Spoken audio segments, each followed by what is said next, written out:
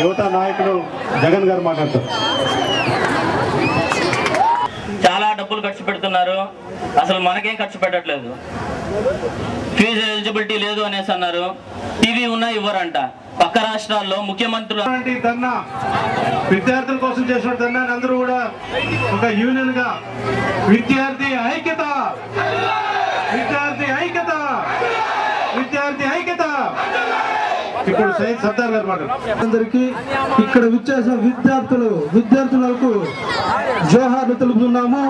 ముఖ్యంగా ఈ రోజు పేద విద్యార్థుల ఫీజు రియంబర్స్మెంట్ లో ఈ రాష్ట్ర ప్రభుత్వం చేస్తున్నటువంటి అరాచకాన్ని ప్రతి ఒక్కరు మనమంతా చదివిన వాళ్ళే కాబట్టి ప్రతి ఒక్కరు మీరు గ్రహించాల్సిన అవసరం ఉంది.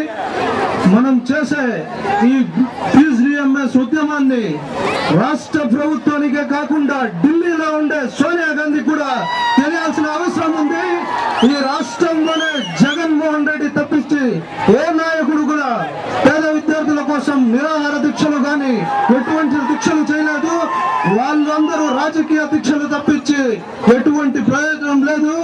ఈ రోజు ఇక్కడ విచ్చేసిన ఈ విద్యార్థుల సునామీలో ఈ రాష్ట్ర ప్రభుత్వం కొట్టుకునే పోయే రోజులు కూడా దగ్గరలో ఉంది. విద్యార్థులంతా కలిసి ఈ రాష్ట్ర సాగనంపాల్సిన అవసరం ఉంది. కాబట్టి జగన్మోహన్ రెడ్డి నాయకత్వంలో మన చిత్తూరు నియోజకవర్గం మనోహర్ అన్న గారి నాయకత్వంలో అందరూ మన విద్యార్థులకు పనిచేయాల్సిన అవసరం ఉంది. అదే కాకుండా ఫీజు రియంబర్స్మెంట్ ని సుప్రీంకోర్టు కూడా ఆదేశాలు ఇచ్చిన అమలు చేయమనేసి అది ఆదేశాలు అమలు చేయకుండా ఈ రోజు ఈ రాష్ట్ర ప్రభుత్వం అనుసరిస్తున్న విధానాన్ని మీరందరూ గమనిస్తూ ఉంటారు. ఈ రోజు ఈ ఫీజు రియంబర్స్మెంట్ వల్ల తల్లిదండ్రులు కానీ విద్యార్థులు ఈ రోజు ఎండల్లో వచ్చి నిల్చుకొని ఎటువంటి కష్టాలు పడుతూ ఉంటే ఈ కిరణ్ కుమార్ రెడ్డికి తెలియడం లేదా?